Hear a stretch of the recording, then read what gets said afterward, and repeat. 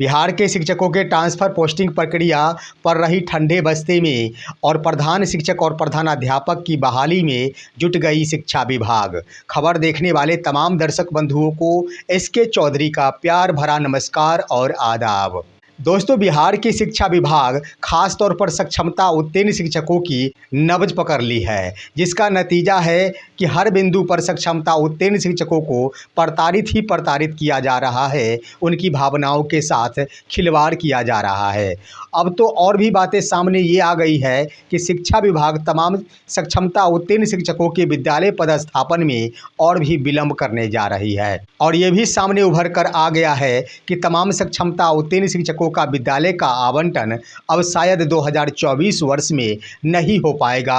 हर हाल में जनवरी, फरवरी या फिर मार्च महीने में ही तमाम सक्षमता उत्तीर्ण शिक्षक विशिष्ट शिक्षक बनकर राज्यकर्मी का दर्जा प्राप्त कर सकेंगे। साथ ही साथ प्रधान शिक्षक और प्रधानाध्यापक की बहाली में शिक्षा विभाग जोरों शोर से भिड़ गई है और बहुत ही जल्द इन दोनों की बहाली करेगी। आखिर क्या कुछ शिक्षा विभाग की ओर से रणनीति बनाई गई है? कैसे हम कह सकते हैं कि तमाम सक्षमता उत्तीर्ण शिक्षकों का विद्यालय का आवंटन अभी संभव नहीं प्रतीत हो रहा है और कैसे प्रधान शिक्षक एवं प्रधानाध्यापक की बहाली में शिक्षा विभाग आगे बढ़ चढ़कर भाग ले रही है? इससे पहले कि इन दोनों ही बिंदुओं के ऊपर हम विस्तार पूर्वक चर्चा करें, अगर आपने अभी तक हमारे इस चैनल सुसत्य वचन को सब्सक्राइब नहीं किए हैं तो कृपया अभी सब्सक्राइब कर लेंगे। दोस्तों, आपने देखा होगा कि बीते 2 दिन पहले ही बिहार के शिक्षा मंत्री माननीय सुनील कुमार द्वारा एक बयान दिया गया था कि अक्टूबर माह के अंत तक शिक्षकों के ट्रांसफ़र पोस्टिंग से संबंधित सॉफ्टवेयर तैयार कर लिए जाएंगे।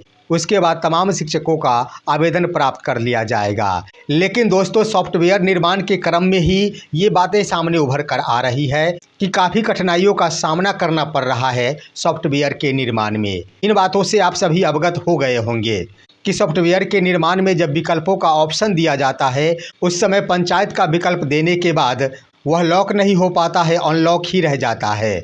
यानी सॉफ्टवेयर का बृहत स्तर होना एक बड़ी चुनौती खड़ी कर रही है। इसके निर्माण में काफ़ी कठिनाइयों का सामना करना पड़ रहा है। उधर खबर ये आ रही है कि सॉफ्टवेयर के निर्माण में कम से कम 1 सप्ताह और लगेंगे और 1 सप्ताह बाद अगर सॉफ्टवेयर का निर्माण हो जाएगा, उसके बाद 10 दिनों तक ट्रायल की प्रक्रिया चलेगी। खबर तो ये भी आ रही है कि 9 नवंबर 2024 तक बिहार में छुट्टियों का ही समय है, पर्वों का ही यह समय है और संभवतः सॉफ्टवेयर 9 नवंबर के बाद ही जारी किया जाएगा।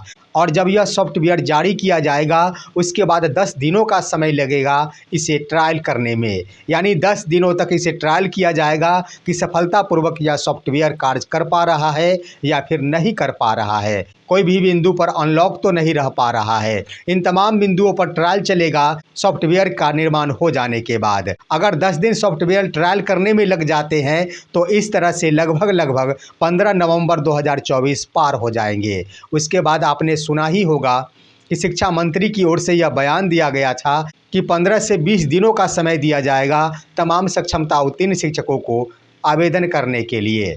अगर 20 दिन का समय दिया जाता है तो निश्चित रूप से यह 10 दिसंबर के आसपास पहुंच जाएंगे। लेकिन इसी बीच एक और पत्र जारी हुआ कि तमाम कोटि के शिक्षकों का ई सर्विस बुक खोला जाएगा, जिस पत्र में इस बात का भी खुलासा किया गया है कि तमाम कोटियों के शिक्षकों का ई सर्विस बुक चरणबद्ध तरीके से खोला जाएगा। यानी एक बार सभी शिक्षकों का ई सर्विस बुक नहीं खोला जाएगा, बारी बारी से इनका ई सर्विस बुक खोला जाएगा और वो भी विद्यालय आवंटन से पूर्व ही, पदस्थापन से पूर्व ही, स्थानांतरण से पूर्व ही इनका सर्विस बुक खोला जाएगा। ये भी बातें सामने आई कि तमाम सक्षमता उत्तीर्ण शिक्षकों को नए विद्यालय में पदस्थापन से पूर्व ही एक बार फिर से उनका बायोमेट्रिक वेरिफिकेशन किया जाएगा और यही प्रक्रिया बीपीएससी से बहाल शिक्षकों पर भी लागू होगा कि उनका स्थानांतरण से पूर्व भी उनका बायोमेट्रिक वेरिफिकेशन किया जाएगा, जिसके क्रम में बायोमेट्रिक थंब इम्प्रेशन हो या फिर तस्वीर हो, वही तस्वीर जो सक्षमता उत्तीर्ण शिक्षकों द्वारा बिहार विद्यालय परीक्षा समिति के पोर्टल पर अपलोड किया गया था, उसे ई सर्विस बुक में भी संधारित किया जाएगा। और साथ ही साथ बीपीएससी वाले शिक्षकों को भी आवेदन करने के समय में जो भी बायोमेट्रिक थंब इम्प्रेशन और तस्वीर अपलोड किया गया था, उसी को ई सर्विस बुक में भी संधारित किया जाएगा। और तमाम शिक्षकों को विद्यालय आवंटन से पूर्व ही एक बार फिर से अपना वेरिफिकेशन कराना होगा। तो इस तरह से कहा जा सकता है कि यह प्रक्रिया करते करते काफ़ी समय लग जाएंगे, क्योंकि एक तरफ आपने देखा होगा कि जब सक्षमता उत्तीर्ण शिक्षकों की काउंसलिंग की प्रक्रिया चल रही थी उस समय लगभग 20 दिन से ऊपर लग गए थे। उसके बाद भी तमाम शिक्षकों की काउंसलिंग की प्रक्रिया संपन्न नहीं हो पाई थी और आज की तिथि में भी लगभग 38,000 ऐसे शिक्षक शेष बचे हैं जिनकी काउंसलिंग की प्रक्रिया संपन्न नहीं हो पाई है। तो इस आधार पर कहा जा सकता है कि शिक्षा विभाग जिस रणनीति के आधार पर ट्रांसफ़र पोस्टिंग की प्रक्रिया अपना रही है वह ठंडे बस्ते में जाते दिख रही है। बीपीएससी वाले शिक्षकों के ट्रांसफ़र के बारे में कह दिया जाए तो उनका ट्रांसफ़र तो बाद में होगा, सबसे पहले विद्यालय आवंटन सक्षमता उत्तीर्ण शिक्षकों का होगा। जब तक इन शिक्षकों का विद्यालय आवंटन नहीं हो जाता है तब तक बीपीएससी से बहाल शिक्षकों का स्थानांतरण नहीं हो पाएगा। लेकिन इस तमाम प्रक्रियाओं के मद्देनज़र शिक्षा विभाग जो रणनीति बनाई है उस रणनीति पर चिंतन करने के बाद हमारा विश्लेषण यही कहता है कि तमाम शिक्षकों का स्थानांतरण एवं विद्यालय पदस्थापन की यह प्रक्रिया नए वित्तीय वर्ष यानी अप्रैल 2025 में ही संभव दिखती नजर आ रही है। उससे पहले शिक्षा विभाग इन शिक्षकों का पदस्थापन नहीं करने जा रही है। उसका भी कारण है, शिक्षा विभाग चाहती तो इससे पहले कर सकती थी, परंतु शिक्षा विभाग ऐसा नहीं कर रही है। अब शिक्षा विभाग इस नीति में जुट गई है कि चाहे जैसे भी हो विशिष्ट शिक्षक बनाने से पहले या फिर शिक्षकों के स्थानांतरण से पहले एक बार फिर से तमाम शिक्षकों की जांच कर ली जाए कि आखिर शिक्षक की बहाली सही हुई है या फिर नहीं हुई है, या फिर सक्षमता उत्तीर्ण शिक्षक जो विशिष्ट शिक्षक बनेंगे वो सही उम्मीदवार है या फिर नहीं है।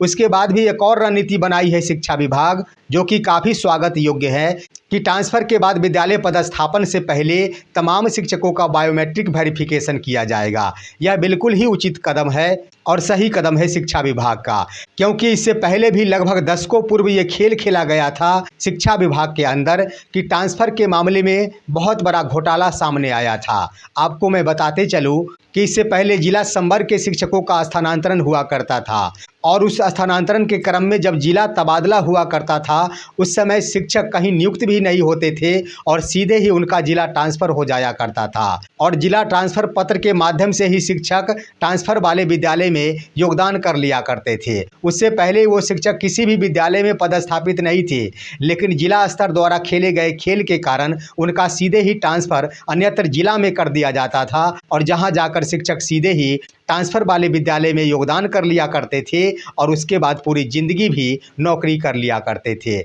शिक्षा विभाग की कानों तक ये बातें पहुंच गई है और शिक्षा विभाग इन्हीं पर रोक लगाने के लिए ऐसी रणनीति का निर्माण की है। हालांकि यह बिंदु काफ़ी सकारात्मक है, काफ़ी लाभदायक है, शिक्षा विभाग में होने वाले भ्रष्टाचार पर अंकुश लग सकेगा। लेकिन सवाल उठता है कि आखिर जब यही प्रक्रिया अपनानी थी तो शिक्षा विभाग पहले से तैयारी क्यों नहीं की, शिक्षा विभाग की नज़र पहले से क्यों नहीं गई। सक्षमता पास किए शिक्षकों के लगभग 6 माह पूरे हो गए, आखिर शिक्षा विभाग इतने दिनों तक क्या कर रही है। उधर दूसरी तरफ अगर गौर करेंगे तो आपको स्पष्ट हो जाएगा कि 26 अगस्त 2024 को सक्षमता परीक्षा 2 का आयोजन किया गया था और तमाम परीक्षार्थी भी उसमें सम्मिलित हुए थे। लेकिन जब रिजल्ट देने की बात आई तो शिक्षा विभाग द्वारा यह दिशा निर्देश जारी कर दिया गया कि 26 अगस्त 2024 को आयोजित की गई कुछ परीक्षाओं को रद्द किया जाता है और एक बार फिर से इन परीक्षाओं का आयोजन 13 नवंबर 2024 को किया जाएगा। तो आखिर शिक्षा विभाग ये क्या कर रही है, शिक्षा विभाग क्या चाहती है, हम आपको बता दें दोस्तों कि वित्तीय वर्ष 24-25 के अंतर्गत शिक्षकों का पदस्थापन नहीं संभव दिख रहा है और ना ही शिक्षकों का स्थानांतरण संभव दिख रहा है। लेकिन एक बात है कि शिक्षा विभाग एक काम में जोरों शोर से भिड़ गई है और वो है प्रधान शिक्षक की बहाली और प्रधानाध्यापक की बहाली। हम आपको बताते चले कि पहले यह मामला रोस्टर क्लियरेंस पर अटका हुआ था, लेकिन अब तो रोस्टर क्लियरेंस भी हो गया है जहाँ प्रधान शिक्षकों से संबंधित रिक्तियाँ भी जारी कर दी गई है। आप सभी को मालूम होगा कि पहले लगभग 40,000 प्रधान शिक्षक के पद थे, जिसमें संविलियन वाले विद्यालयों की संख्या की कटौती करते हुए इसकी संख्या 37,943 कर दी गई। उसके बाद आज ही प्रधानाध्यापक बहाली से संबंधित रिक्तियां भी जारी कर दी गई है, जिसके तहत 6061 पदों पर बहाली संबंधी एक बार फिर से रिक्तियां जारी कर दी गई है। तो इन दोनों ही बिंदुओं पर रिक्तियां बिल्कुल क्लियरेंस हो गई है, शिक्षा विभाग की ओर से इसे जारी भी कर दिया गया है। और ये भी खबर आ रही है कि इसी अक्टूबर महीने में 29 से 30 अक्टूबर 2024 तक निश्चित रूप से प्रधान शिक्षक और प्रधानाध्यापक बहाली संबंधी परीक्षा का रिजल्ट प्रकाशित कर दिया जाएगा। शिक्षा विभाग इसलिए भी विशिष्ट शिक्षक बनाने के क्रम में विलंब कर रही है कि उनकी मंशा है कि पहले प्रधान शिक्षक और प्रधानाध्यापक की बहाली कर लिया जाए, क्योंकि अगर ये सभी शिक्षक बहाल हो जाते हैं तो अपने अपने विद्यालय में पदस्थापित हो जाएंगे और जब शिक्षकों का पदस्थापन होगा या फिर उनका स्थानांतरण होगा उस समय विद्यालय जाएंगे तो इन्हीं प्रधान शिक्षकों और प्रधानाध्यापक द्वारा विद्यालय योगदान कराया जाएगा। शिक्षा विभाग को ऐसा करने से ये भी लाभ होगा कि लगभग 45,000 शिक्षकों की संख्या सक्षमता उत्तीर्ण शिक्षकों को विशिष्ट शिक्षक बनाने के क्रम में घट जाएगी। इतने शिक्षकों को कम आवेदन करना होगा। इतने शिक्षकों के पदस्थापन मामले पर शिक्षा विभाग को विचार नहीं करना होगा, क्योंकि 37,943 पद प्रधान शिक्षक के हैं और 6,000 पद प्रधानाध्यापक के हैं। तो इस तरह से लगभग 44 से 45,000 पद प्रधान शिक्षक और प्रधानाध्यापक मामले में कम हो जाएंगे, तो उधर विशिष्ट शिक्षक बनाने में शिक्षा विभाग को सहूलियत महसूस होगी। इन्हीं बिंदुओं पर शिक्षा विभाग कार्य कर रही है। संभावना ये दिख रही है कि निश्चित रूप से अक्टूबर महीने में ही रिजल्ट का प्रकाशन कर दिया जाएगा। नवंबर महीने में प्रधान शिक्षक और प्रधानाध्यापक बहाली संबंधी काउंसलिंग की भी प्रक्रिया प्रारंभ की जाएगी और साथ ही साथ उन शिक्षकों की भी काउंसलिंग की प्रक्रिया प्रारंभ की जाएगी जो शिक्षक सक्षमता 1 में उत्तीर्ण है और उनकी काउंसलिंग की प्रक्रिया बाधित हो गई है। एक और बातें सामने आ रही है दोस्तों कि 10 नवंबर 2024 तक किसी भी सूरत में कोई भी काउंसलिंग की प्रक्रिया शुरू नहीं हो पाएगी, क्योंकि बिहार के विद्यालयों में छुट्टियां हैं, पर्व का अवसर है। ऐसे में 10 नवंबर के बाद ही कोई भी प्रक्रिया अपनाई जाएगी। इस तरह से विलंब होते दिख रहा है और अंत में तमाम बिंदुओं के आधार पर यही कहा जा सकता है कि शिक्षकों का पदस्थापन एवं स्थानांतरण की प्रक्रिया ठंडे बस्ते में समाती जा रही है, लेकिन प्रधान शिक्षक और प्रधानाध्यापक की बहाली में शिक्षा विभाग पूरी तरह जुट गई है, जोरों शोर से जुट गई है। और यह निश्चित है, साथ ही बड़ी जिम्मेदारी के साथ मैं ये कहना चाहूँगा कि विशिष्ट शिक्षक बनाने से पहले प्रधान शिक्षक और प्रधानाध्यापक की बहाली शिक्षा विभाग अवश्य करेगी। देखना है कि आखिर शिक्षा विभाग द्वारा इस नीति में कोई बदलाव किया जाता है या फिर नहीं किया जाता है। फिलहाल आज की खबर बस इतना ही। आप सभी हमारे इस वीडियो को लाइक करते हुए तमाम दोस्तों के पास शेयर कीजिए और अब दीजिए अपने ही दोस्त SK चौधरी को इजाज़त। जय हिंद, जय भारत।